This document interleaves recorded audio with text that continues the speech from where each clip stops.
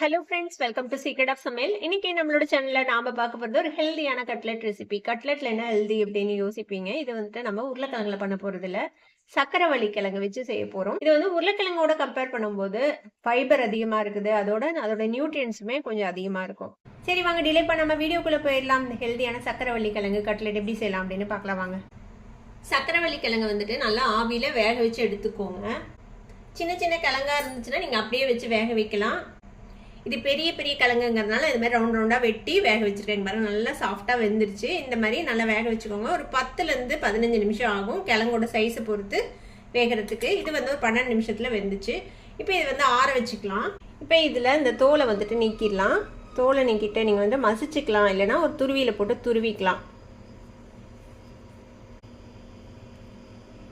இப்போ எல்லாத்தையும் தோலை நீக்கியாச்சு. இப்போ இது மாதிரி ஒரு மேஷர் வச்சு நம்ம வந்துட்டு மேஷ் பண்ணிக்கலாம். கட்டி இல்லாமல் இந்த மாதிரி மேஷ் பண்ணிக்கோங்க. உருளைக்கிழங்குல கட்லெட் பண்ணதை விட சக்கரவள்ளி கிழங்குல பண்ணுறது கொஞ்சம் ஹெல்தி. ஏன்னா இதில் வந்து ஃபைபர் கண்டென்ட் அதிகமாக இருக்கும்.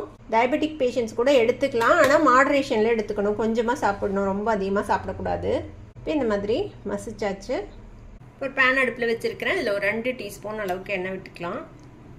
இதுக்கிடையில் நான் வந்துட்டு இந்த மாதிரி வெங்காயத்தை, ஒரு பெரிய வெங்காயத்தை நல்லா பொடியாக நறுக்கி வச்சுருக்கிறேன். அதே மாதிரி 2 பச்சை மிளகாயையும் பொடியாக நறுக்கி வச்சுருக்கிறேன். கேரட் பீன்ஸை வந்துட்டு நல்லா சாப்பரில் போட்டு நல்லா ஃபைன் சாப் பண்ணி வச்சுருக்கிறேன். இந்த மாதிரி நல்லா ஃபைனாக சாப் பண்ணி எடுத்து வச்சுக்கோங்க.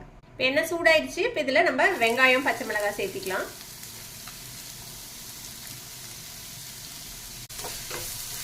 இது கொஞ்சம் சாட்டே ஆகட்டும், கொஞ்சம் பிங்கிஷாக மாறணும் வெங்காயம். அது வரைக்கும் இது வதக்கிக்கணும். வெங்காயமும் பச்சை மிளகாயும் நல்லா வதங்கிடுச்சு. இது வந்து ரொம்ப ஓவராலாக வதங்கணும்னு அவசியம் இல்லை, இந்த அளவுக்கு வதங்கினா போதும். நம்ம பொடியாக நறுக்கி வச்சுருக்கிற இந்த கேரட்டும் பீன்ஸும் சேர்த்திக்கலாம். உங்ககிட்ட பட்டாணி இருந்தால் அது கூட சேர்த்திக்கலாம். இதையும் வதக்கி விடுங்க இதோட சேர்த்து. இப்போ ஒரு 2-3 நிமிஷம் நல்லா வதங்கி இருக்குது. நம்ம நல்லா பொடியாக தான் நறுக்கி போட்டிருக்கிறோம், அதனால இது சீக்கிரமே வெந்துடும்.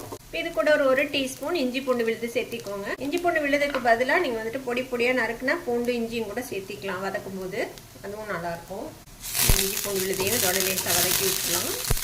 இது கூட ஒரு 1/2 டீஸ்பூன் மிளகாய்த்தூள், நம்ம ஏற்கனவே பச்சை மிளகாவும் சேர்த்திருக்கிறோம். 1/2 டீஸ்பூன் கரம் மசாலா பொடி, 1/4 டீஸ்பூன் மல்லித்தூள். இதையும் ஒரே ஒரு பரட்டி விட்டுட்டு நம்ம மசிச்சு வச்ச சக்கரவள்ளி கிழங்கு இதுக்குள்ளே சேர்த்திடலாம். இப்போ நம்ம மசிச்சு வச்சிருக்கிற இந்த சக்கரவள்ளி கிழங்கு இதில் சேர்த்திடலாம். இது கூடவே ஒரு கை நிறைய கொத்தமல்லி தழை சாப் பண்ணி சேர்த்திக்கோங்க. இப்போ இதுக்கு தேவையான அளவுக்கு உப்பு சேர்த்திக்கலாம். இப்போ இது எல்லாத்தையும் நல்லா மிக்ஸ் பண்ணி விட்டுருங்க. நீங்கள் அடுப்பை ஆஃப் பண்ணிடலாம். ஆஃப் பண்ணிவிட்டு நல்லா இதை வந்துட்டு மிக்ஸ் பண்ணி விட்டுடலாம். அவ்வளோதான். நான் அடுப்பை அணைச்சிட்டேன். நல்லா அந்த மசாலா அந்த காய்கறி எல்லாம் மிக்ஸ் ஆகிற மாதிரி நல்லா மிக்ஸ் பண்ணி விட்டுருங்க. நல்லா கலந்து விட்டாச்சு. இப்போ இது ஆறட்டும். இப்போ நம்மளோட கட்லெட் மசாலா ரெடியாக இருக்குது. இப்போ இதில் வந்துட்டு நம்ம தேவையான அளவுக்கு எடுத்து நம்ம உருட்டிக்கலாம்.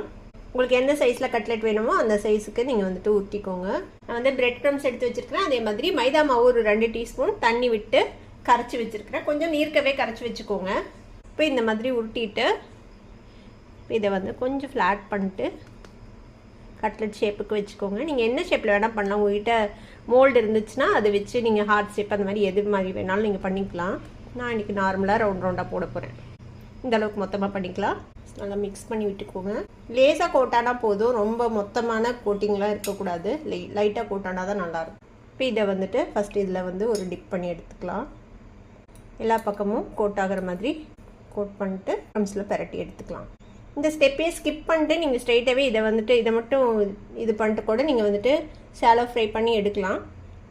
இப்போ இந்த பிரெட் க்ரம்ஸில் வந்துட்டு கோட் பண்ணிக்கலாம். உங்கள்கிட்ட ஃப்ரெஷ் ப்ரெட் இருந்ததுன்னா அதையும் கூட ஒரு 4 ஸ்லைஸை மிக்சியில் பொடி பண்ணிட்டு நீங்கள் வந்துட்டு கோட் பண்ணிக்கலாம். எக்ஸ்ட்ராவாக இருக்கிறத இந்த மாதிரி எடுத்துருங்க. இது மாதிரி எல்லா கட்லெட்டையும் நம்ம ஃபஸ்ட்டு ரெடி பண்ணி வச்சுக்கலாம். இப்போ எல்லா கட்லெட்டையும் நம்ம வந்துட்டு க்ரம் கோட் பண்ணி வச்சாச்சு. இப்போ ஒரு தோசைக்கல் அடுப்பில் வச்சுருக்கிறேன். இதில் வந்துட்டு நம்ம எண்ணெய் விட்டுக்கலாம்.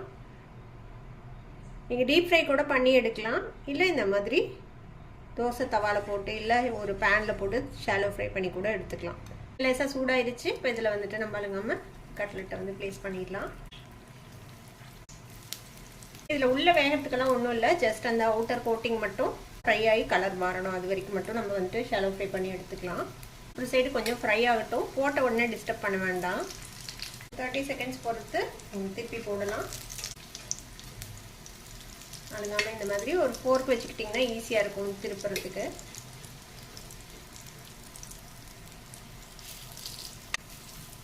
சைடும் நல்ல கோல்டன் கலரில் வரணும். கொஞ்சம் ப்ரௌனிஷ் ஷேட் வர வரைக்கும் நம்ம இதை வந்துட்டு ஃப்ரை பண்ணிக்கலாம்.